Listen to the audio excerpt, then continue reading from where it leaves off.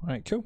Let's get it rolling. Welcome into the 8th episode of the YN podcast, guys, where I bring on a series of entrepreneurs, footballers, professional athletes, professional gamers, and I ask them a series of questions in which I look to bring out the best in the guest that is on, and to kind of get a deep dive into their mindset as well and kind of what's happening.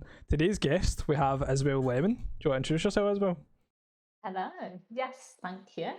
So I'm Isabel and I work in mental health. I'm a mental health practitioner and I have a clinic called Moving Minds, and we're based in the centre of Glasgow.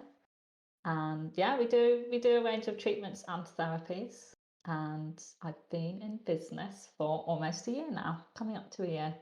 That's amazing. Have you been working together for how long? Like nearly 6 months, probably 6-7 months. Maybe? I think so. Maybe just before. It might have actually, yeah, probably since March. So about 6 months. Yeah, because I always think about like Andrew's like 6 months. 6 month renewals running at the same time as yours, or just coming up. So yeah, I've been working together for 6 months. When we first started working together, I had no idea what rTMS was, or any sort of how treatment went down, or even like therapy for me, man. That was something that wasn't spoken about. I didn't even know there was forms of EFT and stuff like that I ended up then taking, and we ended up working together to relieve stress in my life. And I'll never forget the one part where you were like, close your eyes and feel the weight of what you believe is on your shoulders at the moment in your right hand, and then the other hand was something to do just the opposite, how I wanted to feel, and the arm in which the weight was meant to be in actually started to get sore and fall down. And it was just absolutely bonkers. So for me, it was something that the reason why I want to do this podcast or start is to show that, one, it doesn't matter how much of a high performer you are, what you're doing, how many businesses you've got, whether you're a professional gamer, athlete, or nothing. There's ways in which you can help them. And I've actually had a couple of professional gamers reach out to me in the terms of struggling to deal with competing, or the stress of competing. And when I started speaking about EFT and stuff like that, and I actually done one tapping session with a guy that I told him, I was like, I'm no specialist, but I have no idea. I've been doing it for the last 2 months, so I can roughly do what Isabel does, but I'm not trained in it. And even just from me doing it, like it made him feel some kind of way. When he was like, I need to do more of these, and I was like, well, I won't be doing any more of these, but Isabel can definitely help you. But it's kind of building that rapport in it. One of the reasons EFT is so great is because of that instant relief. You don't need to spend too much time doing it to feel the even physical relaxation from it. So yeah, it's great to show other people, and easy to do once you've got the procedure. Do you want to explain to everyone kind of what EFT is? Yeah, so EFT stands for Emotional Freedom Technique, and it's a mixture of like Eastern Chinese medicine and Western psychology. And it basically uses tapping on various acupressure points around the body, different points on the body and the hand as well, to release negative energy and to release cortisol, which is the stress hormone from the body. But the way that you do it as well is you focus on whatever the negative feeling or thought or blocker is that you're having in your life at that moment, and essentially tap on those points, get all that negative thoughts as well as I say, the energy out. And it just kind of clears a lot of things for people and leaves them feeling calmer, more at peace, relaxed. And often, which is one of the things you experienced as well when we did it, was clarity, is it gives people a new perspective on what the issue was, and to realise that actually it is manageable and there's something they can do about it. And a different perspective. For a lot of people, they see a different perspective to the problem. So with relationship issues and things like that, I've used it quite a lot with people, and it gets them to see it from someone else's point of view as well.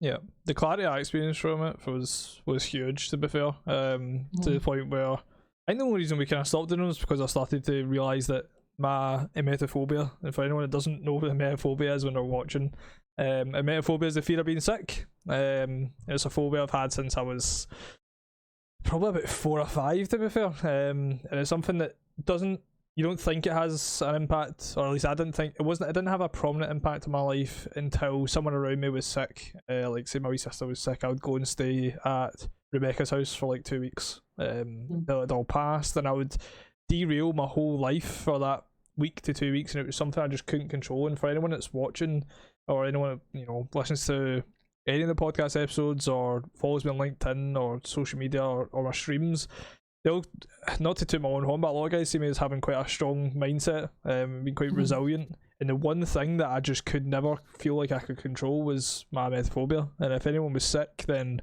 you may as well just write me off, because I'm not going to be there. And it was something that, it was almost like, to me, it was like worse than death. Yeah. And for emetophobia, for a lot of people, it actually is. And it was something that didn't have a massive hold in my life until someone was sick.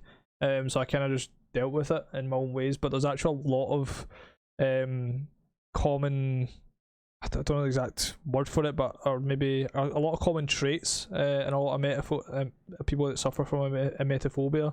And that's it. We obsess over control. And the reason why we have such a fear of being sick is because it's something that we can't control. So we try and do everything we can to control it. So, for example, I won't eat food that's close to going out of date. I'll wash my hands repeatedly. Anything that's potentially unhygienic I won't do. I won't go into a place that I think is maybe, dirty or whatever it may be. There's so many different variables that are all things that I don't necessarily, I think I can control, and I'm okay with just controlling those to make sure that I'm not going to be sick. But at the end of the day, I can't genuinely control if I'm going to be sick or not.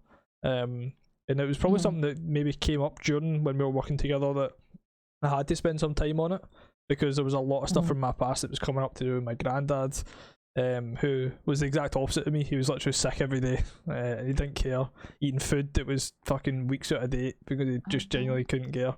And he was the exact opposite of me, and that was coming up too. And then my cousin, who was just a serious emetophobe, like, that was a lot worse than the way in which I am, where he stopped eating meat completely, for example, because he was so afraid of, having food poisoning from it. So it was something that came up when we started working together, and the EFT sessions definitely helped, and I know they could help so many people out there too, if they're just aware of it. And that's the thing, not many people know about it either. Yeah. And as I kind of touched on earlier, one of the great things about it is you can do it yourself once you have the tools and the process and the procedure, and someone's shown you how to do it. You don't need to go and see someone for certain things like big traumas. You do need that professional support. But if it's a daily stressor or something day to day that's causing you some anxiety, you can do it yourself at home. Yeah. And it's something that actually most EFT therapists do themselves. They do it daily. So where some people do meditation, they'll do 20 minutes of tapping in the morning instead. Yep. I think it was something that I think it was Lizzie Todd, to be fair, was speaking about how she was doing some tapping in the morning or something along those lines that was really helping empower her, get her routine schedule and stuff like that. So I think it's something that definitely works, and it's something I really enjoyed doing as well. Gave me a lot of mental clarity, relieved a lot of stress, helped me see things in a different way as well. That's the kind of the most important part anyways. So we'll get into some of the questions I prepared then. So what was the biggest transformation you ever experienced during your life that resulted in a positive impact? That's resulted in a positive impact. Yeah. The biggest transformation. Transformation's a strong word. I would say the thing that's had the biggest impact, which has brought me to where I am today, which wasn't necessarily a good thing. It was the company I used to work for. I ended up really burnt out and exhausted, basically. I just reached a point where I knew that something needed to change, and what was I going to do to change it? And that was when I decided to open Moving Minds and start Moving Minds as a business. And I went through, a period of also reflecting and noticing my own triggers and things that I was experiencing that maybe I didn't realize at the time were signs of being really stressed or exhausted. So I think from that, I wouldn't say there's been a big transformation, but I'm much more aware of stressors and emotional things that could be impacting me and signs that things need to change. Yep. Also, it's made me much more focused on well-being personally and happiness, and making happiness and the things that make me myself happy a priority. Yep. So when I was in that job, it's the reason I have moving minds as well. So I wouldn't take that couple of years out of my life at all. But I sacrificed a lot in terms of personal relationships and friendships really. I was away from my friends for a couple of years basically. And so I'm now just much more, if I have free time, I'll see my friends and I'll make sure I'm speaking to my family and things like that. So yeah, it's not necessarily been a big transformation, but it has been a big impact in a positive way. Yeah, 100%. Now, like when we first kind of spoke back, when we first kind of met, we were speaking about the fact that you were traveling over the UK, opening up shops, literally, I mean, pretty much just setting up, different like clinics that completely yourself as well. And when we sat and spoke, it was almost like, why wouldn't you run your own? Because you were literally doing it anyways for next to zero, like nowhere near the reward that you should be getting for it. And also the impact, and I think a lot of people will resonate in terms of running on empty in a job that is driving you into the ground. There was a quote that I seen this morning actually that kind of resonates with that, and it was anything that costs you your mental health is too expensive. Yeah, it just made me realise it's just not worth it. Yeah. Like it's just not worth it at all. And I could have stuck at it, and I mean, I did have other jobs as well where it wasn't particularly healthy for my own mental health, where again I made decisions to leave because even then I knew that it wasn't worth it. But I think it's something that's obviously being spoken about more now. But I think people can find it difficult, and understandably, to make a move or make a big change. And I think some people don't always think that their own mental health is as important. But for me, it is. It's the most important thing. And I think it can be difficult to realize sometimes how important it is, and how important and how much it can impact your daily life. So yeah, I just think it's something that everyone should have the ability. Well, we all have the ability to have good mental health, but I think people should have the opportunity, if they're not in the right place, to make sure that that's their focus and that they're happy in living the life that they want. Which is more difficult than I've made it sound, but that's how I feel about it. I completely get it, because I mean, I was the same when I was working as a waiter, bartender, or whatever you want to class it as. Is that some workplaces are toxic as fuck, man, and I think that was the one thing with YN as well, where it was the everything that I'd experienced growing up was almost like, I'm going to do the exact opposite of all of this in terms of how you treat people, how I believe things should be ran, and that I had the confidence as well in terms of, so I speak about gaming having a massive impact too, where it was like gaming almost gave me the green light that if I'm passionate about something, I can make anything of it. And that's where it was like, when I started to, something I sat with Scott and spoke about too, that was, Scott basically turned around and he said to me, he was like, what you're doing with YN is what we sat and spoke about, you believing that universities should be ran like. And I was like, wait, what do you mean? And he was like, well, we sat in the first year of uni, well, the second year of uni, and we spoke about how efficiently the unis could be ran and the time decrease that could be utilised within that if it was over a certain period of time and it wasn't all around. For example, the first like semester at university, you don't even need to go, you genuinely don't even need to be there at all. And it's almost like that culture of like freshers and just fucking about for like 3 months and getting paid student loans for it, and then the last like month is like a squeeze of like, everything you need to get done, all the tests, all the exams. And for me, man, I did not stress, nor did I care about it. And for 48 hours before each exam, I would study my arse off, and then I'd pass.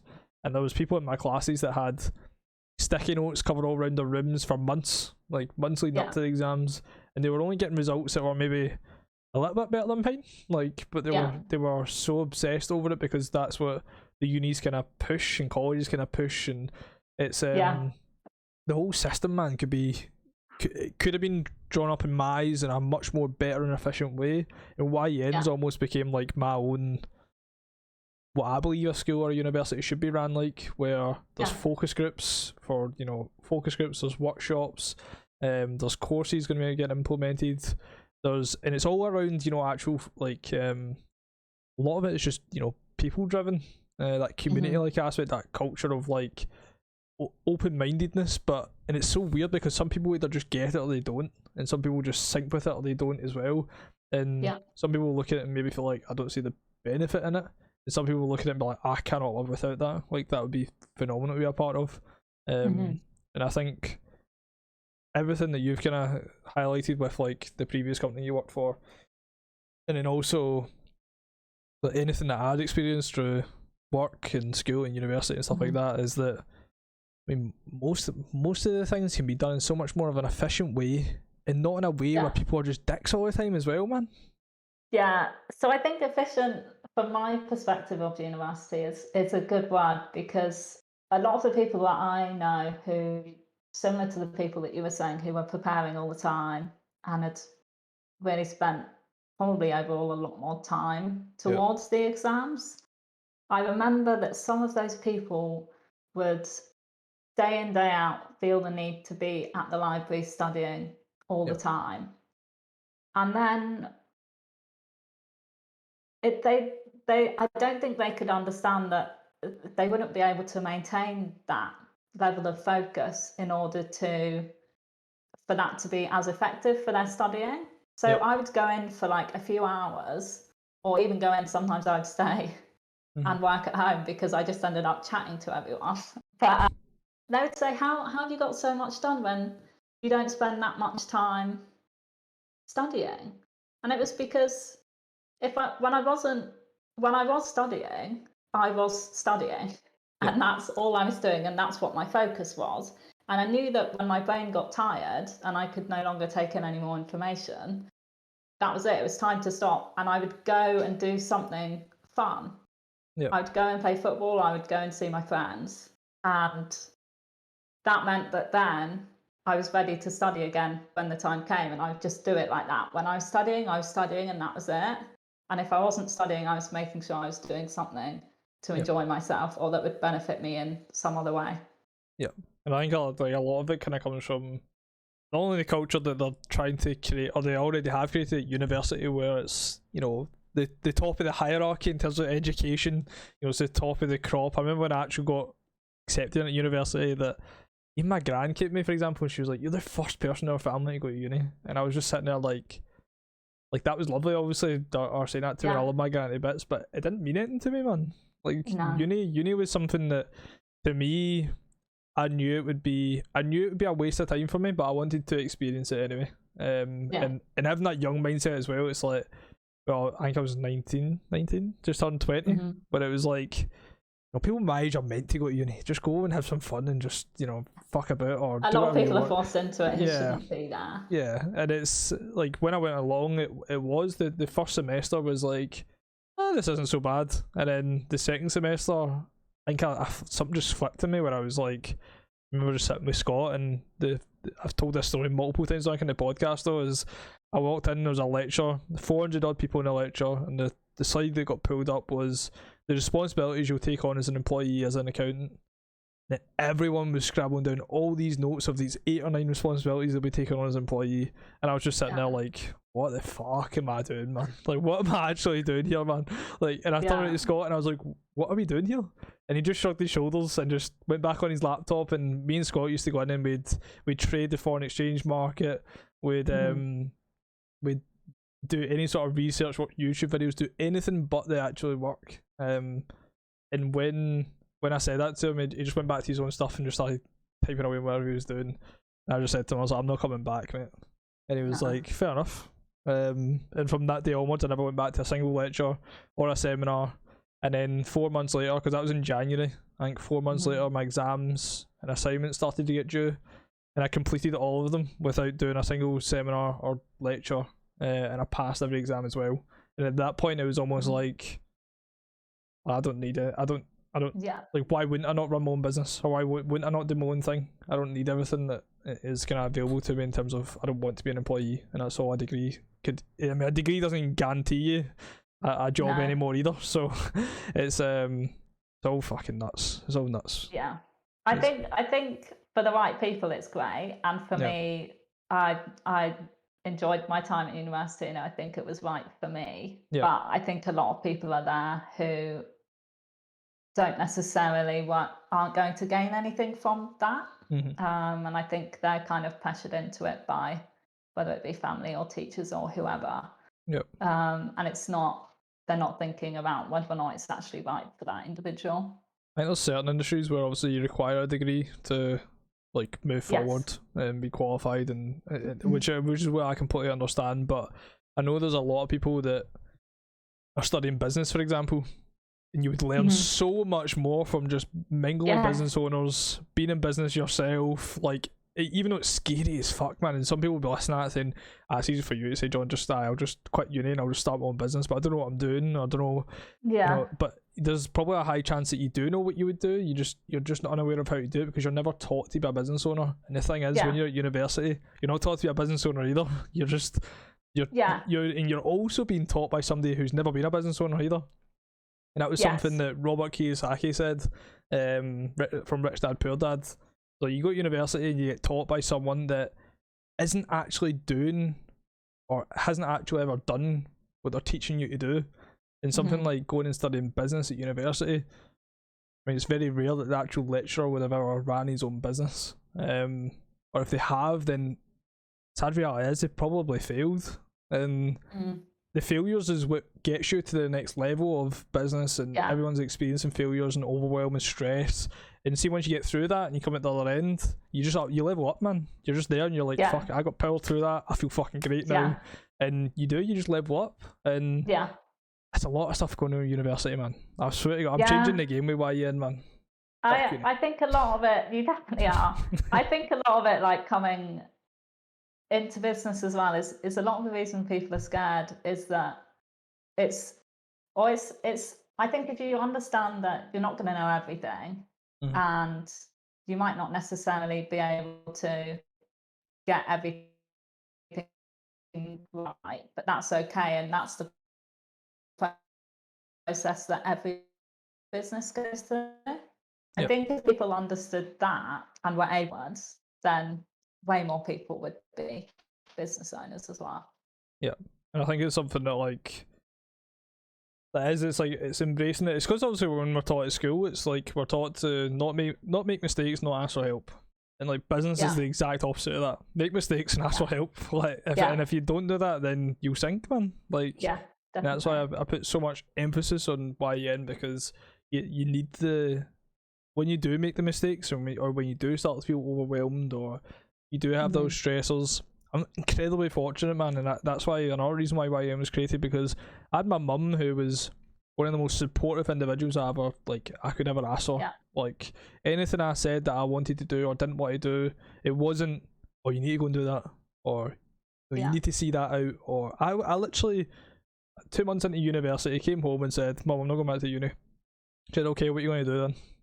I said, I want to start my own company. Like, I want to make it happen. She was like, right, cool, let's make it happen then. Whereas, it's not, a lot of people are just forced. I can speak on this topic for days, man. Literally.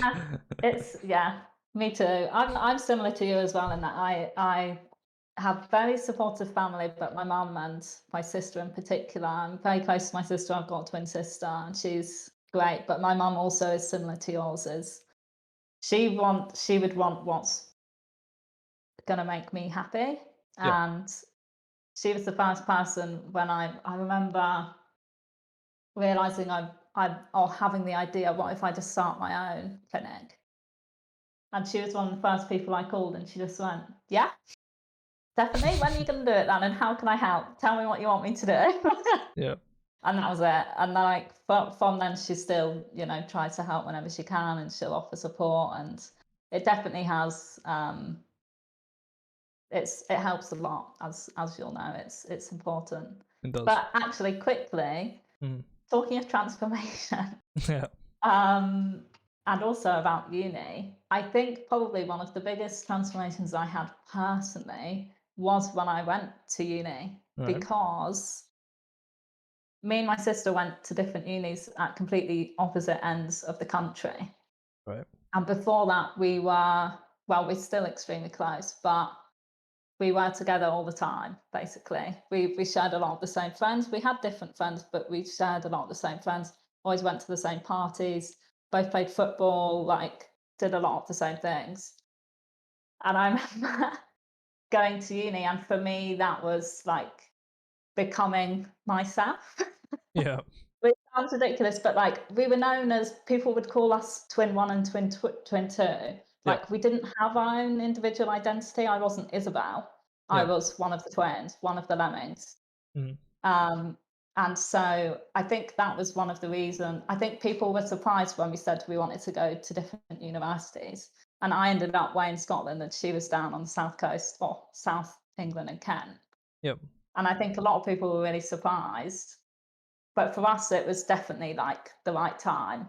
And I think going to uni for me was like, oh, I can choose to be who I want to be now, and I don't have to worry about if um, like perceptions of her then being placed onto me and things like that, which was Yep. always a thing my whole life. Is if one of us said something, then it was automatically assumed that the other one thought the same, and all of that kind of stuff. So yeah, as we were talking about uni, I was thinking actually when I first went to uni, that was a really big thing for me to Yep. like be, I guess, myself.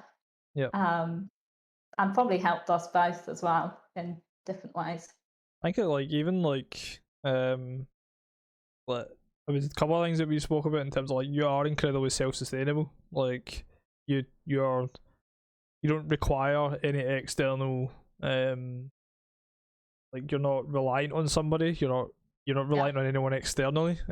Which, for anyone that's listening maybe doesn't know what I'm speaking about, is, yeah, if you're incredibly internal, then it's, you're in control of everything, and you're in control of how yeah, you feel and how you think, and it all comes back to yourself, and you don't base things off of chance, luck, yeah, religion. It's all about, you know, you, and nobody else kind of comes into part. And there's a lot of people I know that they are quite external, and they maybe yeah, do relying on other people quite a lot. And I think that yeah, maybe that was a period in your life that you went from being external to not even external, yeah, as if you were reliant on your sister. You just went from being known as being almost like a like you and your sister being inseparable to yeah. being completely I self-sustainable. I think it was also a learning curve that I can do things by myself. Yeah. Because it was like, it's easier in social situations if you always have someone who's going to be with you and start the conversation fast and things like that. So I just had to be more confident, basically, and know that Sophie was no longer there anymore. So if I was going to make friends and I was going to do this or join a club or whatever it was going to be, she wasn't going to be able to help me, and I was going to have to do it by myself now. Yeah. And that was it. One thing that kind of came up that I think we should maybe a question on that would be that, not necessarily to do with internal and external and stuff like that, but what you said about your job and it draining you and feeling like you wanted to take that leap to start your own business, obviously. What would be like your one piece of advice to anyone out there that maybe feels like they are incredibly drained with their job, or it's not filling their passion in any way, shape, or form? Is there any kind of advice or that you would give on that? I know it's a very kind of, can't really give direct advice on, you know, Yeah. on a job as such, but like, what made you feel so empowered to the point where you're like, you know what, fuck it, I'm doing this one? Yeah. I mean, if I was saying it to someone else, the first thing I would say would be to go back and look at what you actually want. Look at what you actually want from life or from your career, and then see, is what I'm doing now, does that match where I want to be and where I want to go? And also who you see yourself as being or who you want to be, because that's also important. Um, and then review it against the job, and actually, is this the job I want, and how is it helping me, or what am I getting from this, and is it worth it? But for me, it was almost just, it had just been too long, and I'd also made steps to try and make sure that a change happened. So I'd approached the CEO and I'd said kind of how I was feeling, and also that in order for me to stay, certain things would need to change, in which I actually laid out what those things would be. And they didn't even reply to my email. Yeah. Like, they just ignored it. They completely ignored it. And I even said it in the letter, I will hand my notice in on this day if this isn't dealt with, basically, and something isn't done about it. And was like, well, I've told them where I stand, and if they're not going to do anything about it, then fair enough. Like, I'm ready to leave. Like, I've worked so hard for this company and not really got anything back. Yeah. So I just kind of made my decision and stuck with my decision. They never said anything. So on the day, well, I think it was a Friday, I remember sending the email of my letter of resignation. And I remember leaving the building, and literally, no joke, within 5 minutes, the CEO has called me and was like, Isabel. And I was like, well, you didn't even bother to acknowledge my letter. Yeah. Is there anything we can do to have you back? No. I just, my mind was just made up, and I'm one of those people where it's going to take a lot, especially if you've pushed me that far. Yeah. Like, if my mind's made up, my mind's made up. And I just said, no, like, sorry. I'd given them the chance as well to change things, and they didn't. So I was no longer going to I also didn't believe that they would change, even if they said they would. Yeah. And I was no longer going to let it affect my happiness and my mental health, basically. So it's just like, no, I'm done. Yep. I completely get it. And on the topic of mindset, then we'll use Paula Wingate's suggestion of a mindset deep dive. Yes, let's do it. For anyone that's listening, it's a little idea I got from my business coach on the topic of finding out how these high performers like Isabel, like some of the athletes we've had on, like some of the gamers we've had on, for example, Zach was literally in the CDL where he was the top 0.0000001% of players in Call of Duty in a game that had over 100 million active players. Any of the professional footballers, I think the stat in Scotland is that you've got a 0.07% chance of making it as a professional athlete in football. And some of the business owners as well, obviously. For example, Blair, wants to be retired by the age of 25. Some of these individuals have got phenomenal goals, and that we should be doing a deep dive into some mindset. So I prepared basically 5 questions that we'll run through. And the first question is, from an accountability standpoint, what do you do to make sure you get shit done? What do I do to make sure I get shit done? A few things. I have a couple of accountability partners, one including you and the team at YN, which is great. Yep. But I'm quite good at holding myself accountable, and I will challenge myself if I think I haven't done everything I could to make sure that the situation's going to go the way I want it to. Yep. So, for example, one of the things at the moment is I'm trying to work out how we can get more people in the clinic. Yep. And one of the key questions I ask myself, and not just in relation to this, but in general, in any situation as well, social or business, have I done everything I can to make this work? Yep. And if the answer is no, then I'll go and do whatever it is I haven't done. And I will continue to ask myself that question. Yep. But there's a few other questions like that where it's just the internal dialogue of, am I doing everything I can? And Am I helping as much as I can? Am I doing the right thing? Things like that. It's kind of just questioning where I am. Yeah. And if it's, if I've actually put in as much effort as I could have.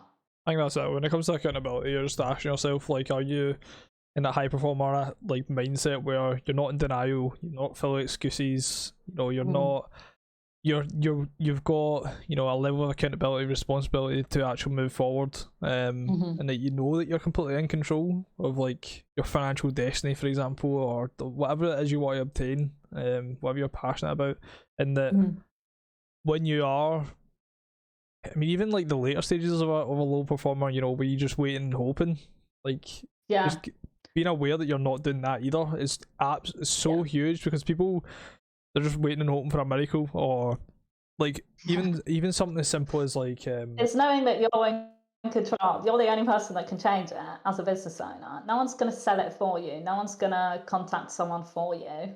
Like you're that person that has to do it. You have to take responsibility for it being a success and for yourself being a success. Exactly. I couldn't agree more. The second question, unless you had something else to add to that. I was going to say one of the other things I challenge is if I were to ever slip into it can be done tomorrow, then one of the things that I'll say to that is, but anything could happen tomorrow. Something could come up which meant that time that you thought you had to do it actually isn't there anymore, which does sometimes happen. So actually it's, well, just do it today. Like just do it now. If it's possible to do it now, do it now, because you don't know what's going to happen tomorrow or later tonight or whatever. So easy to procrastinate, isn't it? It's so easy, especially when you're in control, because that's the one thing that people don't understand when they come out of something like university or work. You're always told what to do. You've always got that list to work through. You've always got that goal of passing an exam or getting a pay rise or just making sure that you're hitting your targets. Just something you're always told what to do. Whereas as a business owner, like I said earlier, you're not taught to be a business owner. Nobody's taught to be a business owner, especially at school, uni. The only way you can learn is from trial and error through business, but also getting a coach that's done it, getting a mentor that's done it, mingling people that are also doing it, and getting to where you need to be. So yeah, I couldn't agree more with everything that you said there. In terms of habits, what habits do you have in place that you could never replace? My most important habit, which I don't think I could ever replace, is doing my morning exercise. I knew it was going to be that. Yep. I knew that you knew it was going to be that. And it's something I actually started doing when I was working for that other company. But I do it for a number of reasons. One, it just wakes you up in the morning. So I'll do it about half an hour after I get up. Sometimes sooner, depending on what's going on later in the day. But it starts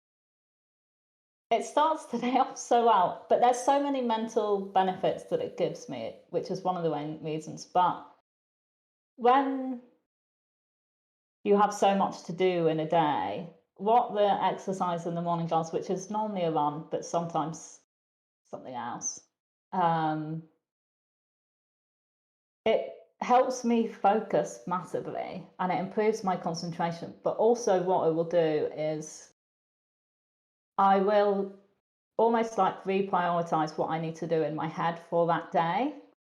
Yep. So I would have already set out, I would already have a calendar and I would know what I need to do, but it's an extra opportunity to think through what I'm doing and how I'm going to do it and what's the best way to do it. Yep. But the other thing I find with it is it helps me come up with solutions naturally. So if there's something I'm maybe struggling to make a decision on, or I don't know, if something emotionally is having an effect on me, then it will not only take that out and put me in a better state mentally, but often I will come up with a solution for how to manage the problem. Yeah. Which is great. But yeah, that's definitely it. I could not, I would I'm definitely easier to be around as well if I've done the exercise in the morning. I knew that you. I knew that Yeah. you. I knew that you would know. That I would know that was what the answer was going to be. But people had to know. People had to know that that's what your morning routine was like. Yeah, Because that is a serious that's habit. definitely the biggest one. Yeah, without a shadow of doubt. Maybe more of a question on knowledge. How did you obtain the knowledge in the field that you're in at the moment? How did I? Oh, so a bit of, well, it first started actually, I first learned certainly about TMS, which is one of the treatments that we do. Mhm. That was during my master's degree, which was how I ended up working in it anyway. But otherwise, training in the field and just reading around the subject. I do, so you know yourself, I'm not necessarily a big reader, Yep. but I do love reading about psychology and about like updates in mental health and what's helping. So it just has to be something that I'm interested in, or that if I'm learning something when I'm reading, then I will happily do it. Yep. But I would say, yeah, just from reading around basically and having an interest in it to have the want and the desire to learn more and to find out more. Yeah. No, I completely get that, and I think like a lot of people are always curious in terms of like. That's actually a question I got asked yesterday by Jasmine Corbett. Oh, yeah. She was like, "How the fuck did you end up doing this, man? Like, how did you end up doing like YN? Like, how is that even like? How it even became a thing?" And when she asked me, I thought like, "Well, these actually ever asked me that to a film? Like, how did I end up doing something like this? Like, and I kind of stripped it back, like I said, to, like uni and stuff like that, and when I was in work and how I believe things should be ran, and that I had a lot of clarity through gaming and anything that I'd ever done, that I could be a leader and I could provide people with the correct support network, and I could just create the correct space that people should require when they come into business. And for some reason, man, like it's just never been done, and I'm baffled to how it's never been done, man. Like, and literally when I started business at 19, there was nothing for young entrepreneurs in Glasgow. I could not believe it. Literally nothing, man. It's like it blows my mind, completely. Yeah, it does seem like such a needed thing, and something that we would just assume would be there, but maybe that's just because of like who we are and how we think the world should be. Yeah. And the thing it is, definitely seems right that you've done it for sure. Oh yeah, 100%. Like, and that's what makes it so confusing for me as well. When it comes to, even when I went to register on Company's House, getting Young Entrepreneurs Network Limited, I did not think I had about 10 different names right that I had ready, because I thought there's no way I'll get that. And when I registered on Company, it literally came up yes, and I went that to my mum. I was like, I can't be right in it. Like, maybe there's a bug on Company's House, or should we have a look at trademarks? And there was nothing, man. There was nothing. And when I had a look, there was, I think in the time frame of Company's House, there was 8 different companies that had been ran with a similar name that was Young Entrepreneurs Network. They'd all dissolved. None of them had seen the light of day after a couple of years, and I don't know why, but I guess I will never know. But I've never ran into anything that made me believe that this wouldn't be possible.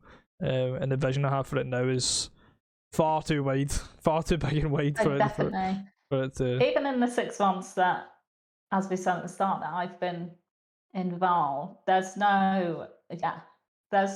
such a needed and important thing for people, and it's doing so much. Like, there's so much scope for it, and just to develop more and more, it's going to be incredible to see. Such an exciting time. Such an exciting time, man. Really exciting. So in terms of, it's quite a deep question to be fair, but when did it click for you that you can help and inspire people to change their lives?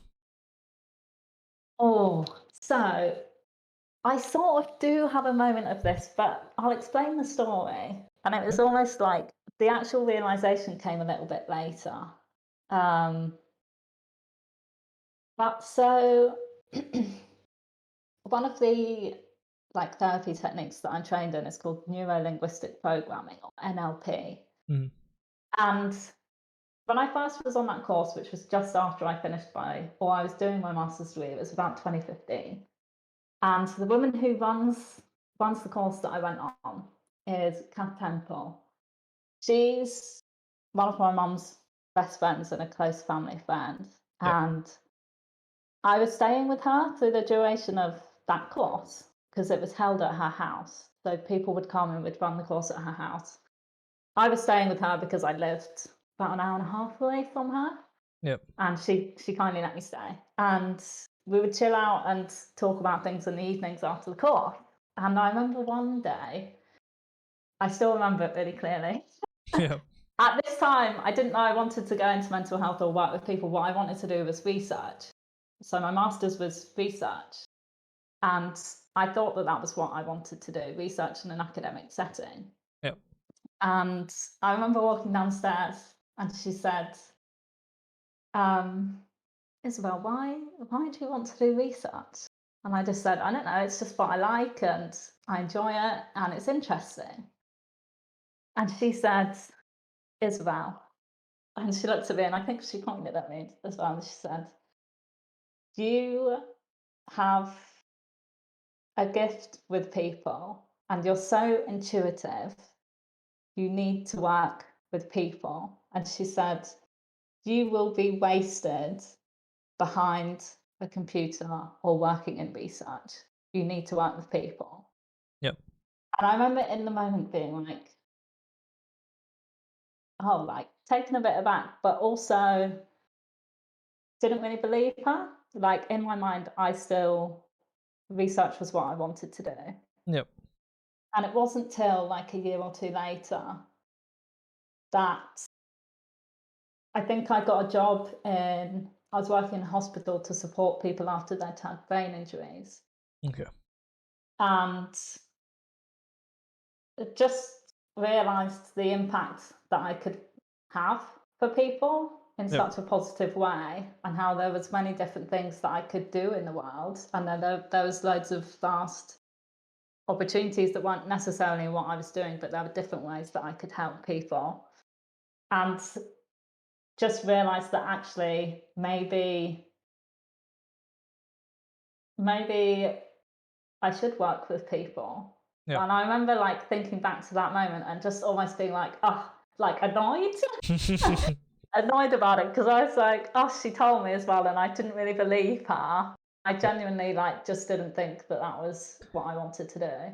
But now that seems silly. Like to be able to help people is I can't think of the word, but you know, not many people get the opportunity to do it. So I feel lucky that I can, really.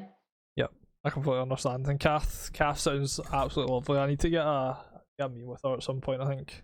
And really get to understand her, because she sounds like my kind of person, to be fair. She really is amazing, and she would have touched so many lives. Like she's done TED Talks and all of it. She's not only still helping people individually herself, but she's doing all the training courses still. She's the amount of lives she would have touched will be very wide, very vast. That's amazing. We're actually going to come back and touch on one thing that you kind of brought up there, but I'm going to ask the final question before we touch on that, which is, where do you think your money mindset is at for a high performer? Where do I think it's at for a high performer? Yeah. That's a tough question. My money mindset for a high performer is probably not that high. I thought you were going to say that. It's something I'm working on at the moment, and I'm working quite a lot on. And I've actually started to talk to more people about it and say, I'm beginning to realise some things around money and that I hadn't really thought about before. And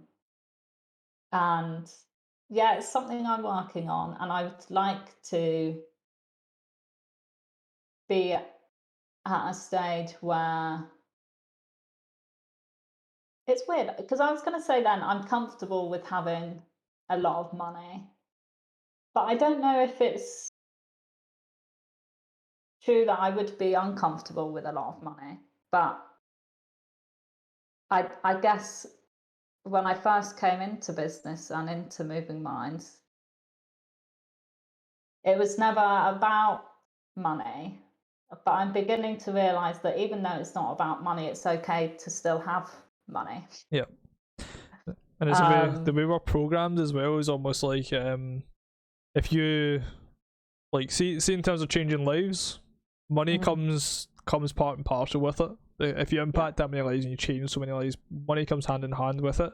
But when we're growing up, especially if we come from a family that either potentially doesn't have much money or hasn't had much money, there's a lot of books on this, by the way, guys. For anyone that's wondering maybe what they talk about in terms of money mindset, Secrets of the Millionaire Mind by T. Harvey Eker. I'll link it in the description. I'll link it on the Spotify description as well. That was a book that the first book I read that made me understand it, in terms of what your money mindset is, things like your financial thermostat.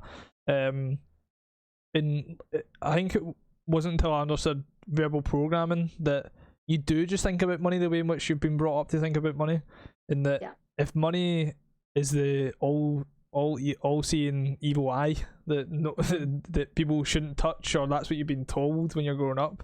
There's a lot of things that people around me used to say, that things like, oh, John, you're not getting that, money doesn't grow on trees, or do you think I'm fucking made of money? In little things like people getting really angry about if I ever lost money. So to me, when I was growing up, man, money was incredibly precious. Precious to me, and it was, money to a lot of people that was small would be a lot to me. And I would save it for a long period of time, and then I'd spend it. And even that, I didn't understand why I'd done that either. And it wasn't until I started to realise that I'm actually in control of my financial destiny. It sounds like it's literally an affirmation I used to say all the time. I'm in control of my financial destiny. When you start to actually realise that you are, and that you can control exactly how much you earn, how you earn it, when you can make it happen, get yourself into that money mindset of making money every single day, because it comes hand in hand with helping people and inspiring them. And I think where you're at is almost like it's almost like you're like not aware with the level of money that could come with the impact that you have. And it could make you feel not necessarily uncomfortable, but just, I don't know. It's just something I'd never thought about. And I'd never thought about having a lot of money. So it was just, I remember when you first asked me about it. And then we did the thing where you're like, how much do you think you're worth or something? And I was like, what? Just like, it was like completely unknown to me. Like, just it was something I'd never even thought about. But it's just never something I'd really thought about. So it's good to challenge what my views might be and learn a bit more about it, which I am. And I'm enjoying, to be fair, learning more about it. If anyone is listening, the question I asked Isabel was that if you could sell a clone of yourself, an exact clone of you right now, how much would you sell it for? What was your answer again? I can't remember. I thought you gave me an answer to begin with, and then after a little bit I Probably thought not, because I would have just been like, what? Like, I have no idea. This is and then I remember you came back to it, and I still just didn't know what to say. I was like, it was a question that it was Paula, if anyone was listening. Paula's my business coach that I've had for, she's coached my mum for the last 3 years, and seeing my mum's business and her grow through Paula's obviously been phenomenal. And since I started being coached by Paula, which Paula used to give me little taster sessions when I'd left university, I wasn't fully committed to business, and a lot of what she would speak about was money mindset, and she was the person that gave me the book on Secrets of the Millionaire Mind. She gave it to my mum then passed it to me, and after then, that's when I started to understand things like your financial thermostat. And it was only a few months ago, to be fair. Probably back at the beginning of the 6-month period, to be fair, that she asked me, if you had an exact clone of yourself right now, how much would you sell it for? And it was almost like challenging it's easy to talk the talk and be like, I'm going to be worth this much, I'm going to change this many people's lives, I'm going to have this level of impact in the world, I'm going to have YN as a school around the whole world that I was going to educate entrepreneurs and provide them with a support network. And when that happens, that's not going to be hundreds of thousands, it's going to be hundreds of millions, if not billions, if it was at that scale. So her turning around and saying to me, John, if you could sell an exact clone of yourself right now, and from then they went off and done exactly what you were doing, how much would you sell them for? It was almost like, I remember the answer I gave was $1 million. And she was like, if you're selling them for $1 million and you want to change this many people's lives and you want to do this, you want to impact this, and you believe your network's going to be worth this, then why would you sell them for $1 million?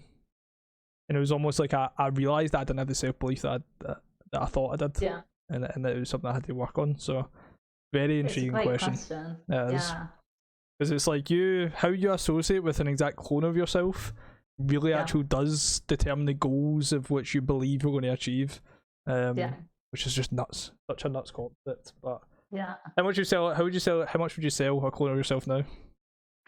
I knew you were going to ask me that, and I was like, don't ask it. I don't know. It still wouldn't even be $1 million though. Really? I don't think so. The amount of lives you're going to change and impact.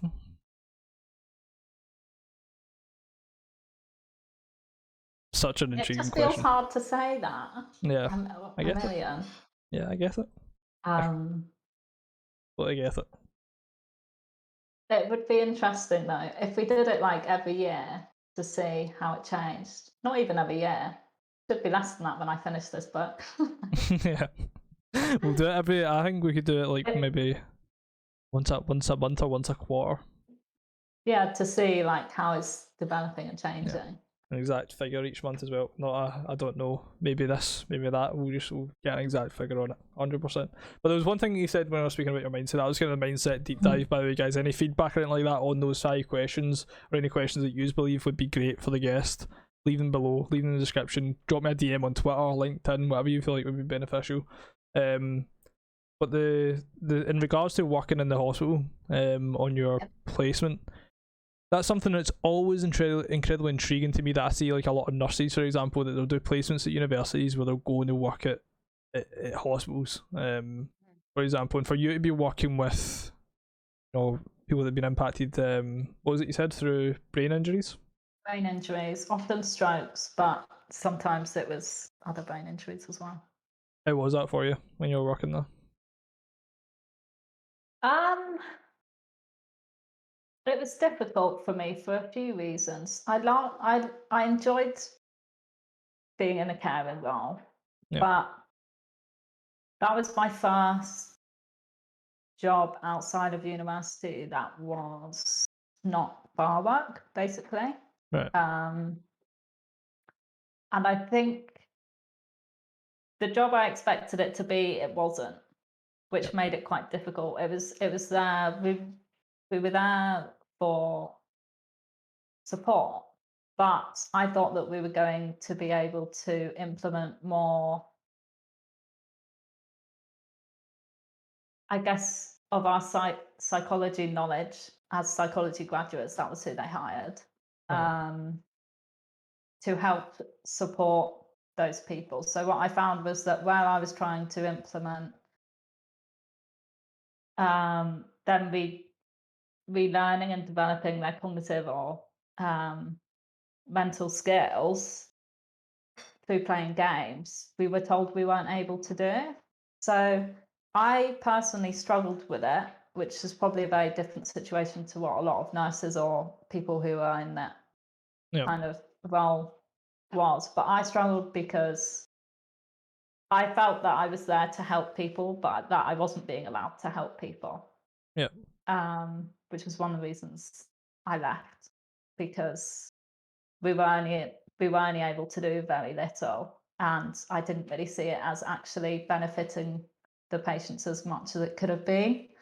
And although a few of us had that same view, and we would always go to them and we would say, look, what else can we do? There's other things we must be able to do to help these people more. Because we were basically just sat there to make sure they didn't fall or anything like that. Like, we weren't actually supporting their mental health that much, apart from having a chat when we were allowed to.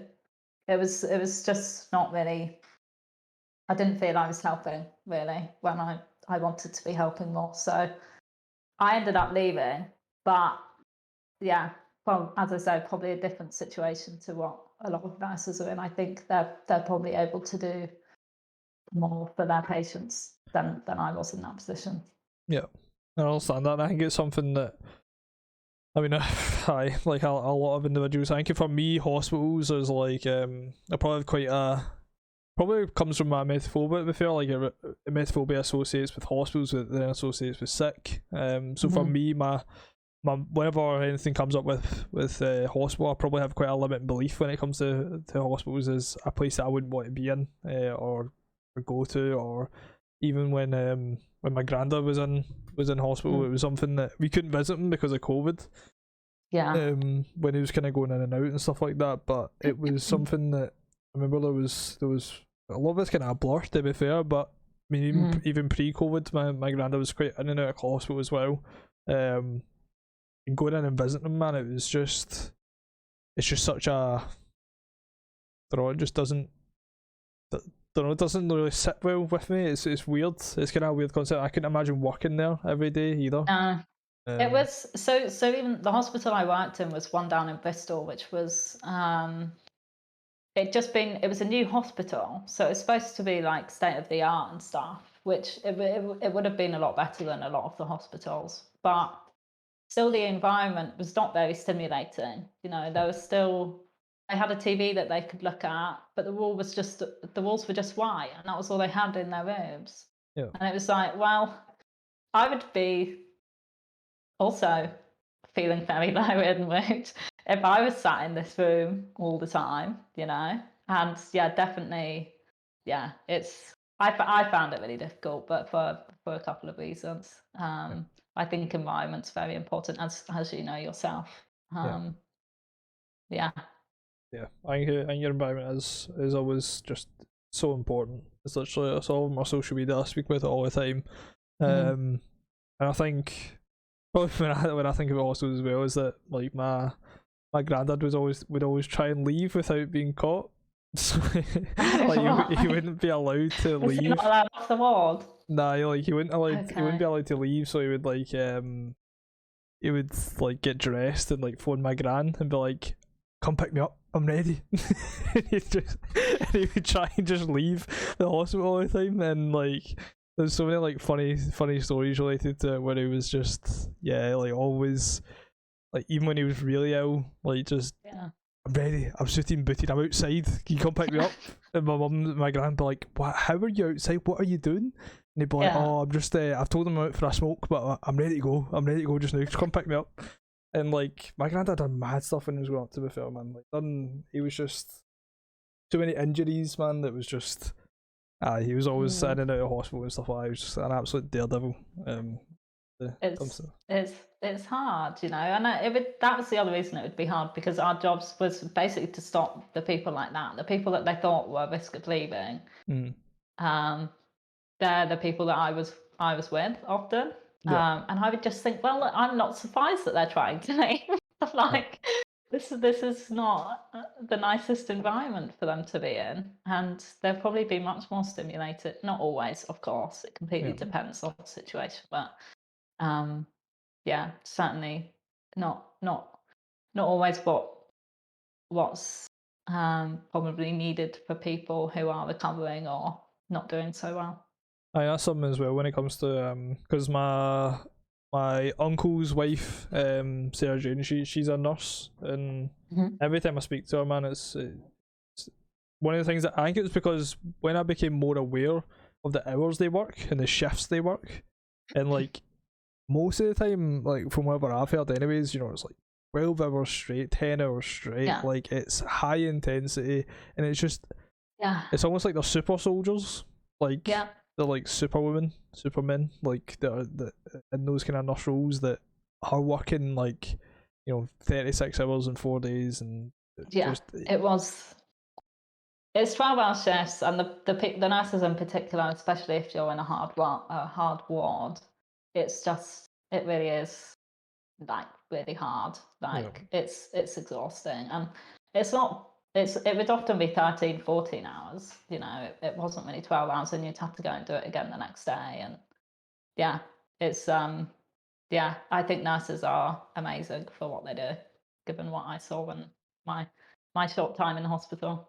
It's absolutely mental in terms of the time and the time that they do, like the shifts that they do work, man. Even like when I worked as a waiter and I'd get dished to be a 10-hour shift on a Saturday, like that would be, my legs would be like jelly, man, jelly, ready to go. But grand scheme of things, especially to a nurse, and then you want to go one up from the nurse, like being in the army, for example. You know, I was speaking to I think it's the third episode of the podcast. We had Kyle on, who is from Kaizen, and he was in the military for 2 years, and some of the tasks and the courses and the things that he had to do was, you know, he was talking to me about the fact that, you know, there'd be like 7 days where he'd be out, and each day he would get no more than an hour of sleep, but he'd be doing intense physical exercise throughout that, because he'd be travelling from spot to spot. He would be in incredibly high intensity situations, on minimum sleep, on minimum recharge, and it's absolutely mental when we actually look at like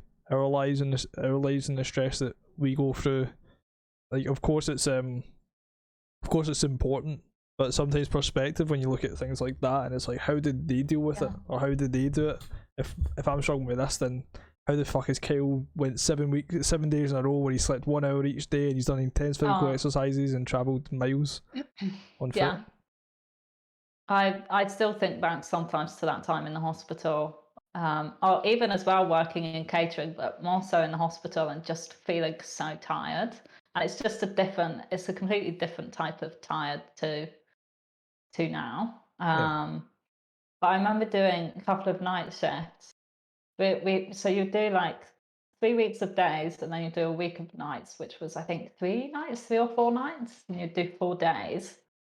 And once having to go to London for a job interview in between my night shifts, never got a chance to sleep. And I wouldn't sleep. You would get like an hour break on night shifts, which some people would sleep in. I didn't choose to sleep because I would feel worse if I just slept for an hour. So I would choose to I'd just have some food and a cup of tea and sit there, basically. And I remember it was like 5 o'clock in the morning. So we were finished, I think it was 7:30 in the morning. And being sat next to this patient, and I just started hallucinating because I'd just been up for like 40 something hours. And I just remember looking, and it was dark, it must have been winter time, and like looking down the corridor and just started to see all these like shapes and things, and just sitting there and being like, I actually can't believe that this is happening right now. And just the feeling of exhaustion after those night shifts, even without that one where I just hadn't slept for like 3 days, basically, I still think back to now, and I'm like, God, I just remember being like physically and emotionally as well, because it was a tough job. Just done.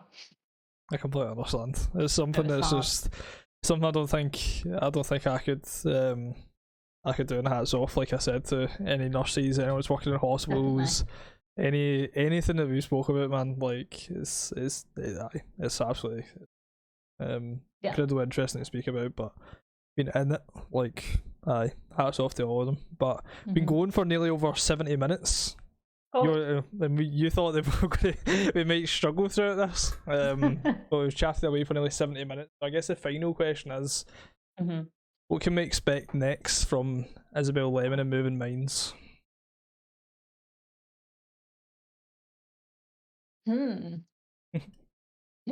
So I see 2 different things here.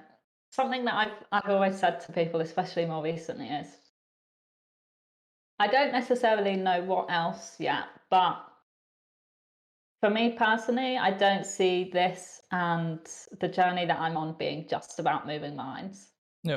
I see moving minds as a great thing that I'm doing now to offer this treatment to people who otherwise might not be able to access it, or who don't know what it is. But I will, I see myself as doing some other work alongside it, whether probably in mental health, but I don't know. But definitely I see many more avenues that I can go down there, where it's not just moving minds. I think for some people, they've said, friends and stuff had said, oh, but this is you now, you have to do this, this is your life. And I was like, this isn't my whole life. I still got, I'm 29. Like there's so many other things I could be doing. Yeah, it's what I'm focusing on now, and obviously I wanted to be successful. But I would like to do other things and be known and be successful in other areas as well. Yep. But within that, and a conversation I've had with my mum and Nathan as well a couple of times, as they say, oh, but when you'll have loads of moving minds clinics across the UK, because that was what I did for that other company. And initially I was like, well, one of the things that I liked so much about moving minds was the personal aspect, and it was reviewing would I be able to do that if I had multiple clinics. And I kind of had come to the conclusion that probably not in the way that I would have liked. Yep. But actually, literally just last night, I was thinking, do you know what if I did just have more clinics across the UK? There's no reason to why you couldn't. Exactly. So that's something that probably my mindset has also changed on literally very recently. So yeah, a few things, there's many options, and I never like to put myself into a certain box or anything. I see myself as doing a lot of different things, and yeah, hopefully enjoying, and some success will come from them. I'm absolutely certain that you're going to be incredibly successful as well, to be fair, and just from working together over the last 6 months, and being around people like Andrew and Blair and Ollie and everyone that's kind of part of YN. There's no doubt in my mind that everyone that's kind of part of it and living and breathing what we're trying to do is that, success comes part and parcel with it. But thank you so much for your time today. Thank you so much for coming on. It's been amazing. You're welcome. Thank you for having me. I've really enjoyed it. I knew you would. But anyone that's listening out there, guys, thank you so much for listening. If you're on the YouTube, make sure you drop a wee sub so that you'll be notified. Drop a sub, turn on the bell, you'll then be notified of any new episodes that go up. And the same on Spotify, make sure you're dropping a wee follow, you're turning the bell on, you get a notification whenever the episodes roll out. At the moment, we're rolling them out every fortnight. It's every Wednesday, every 2 weeks on a Wednesday. But we do want to move it to weekly, just based off some of the love that we've been having. So we've got a long list of guests that we want to get on. If we can start making it happen more prominently, then it definitely will go to weekly. But it's just based on the love that kind of comes with it. So yeah, thanks again, Isabel. Thank you to everyone that was listening. And have an amazing day, guys.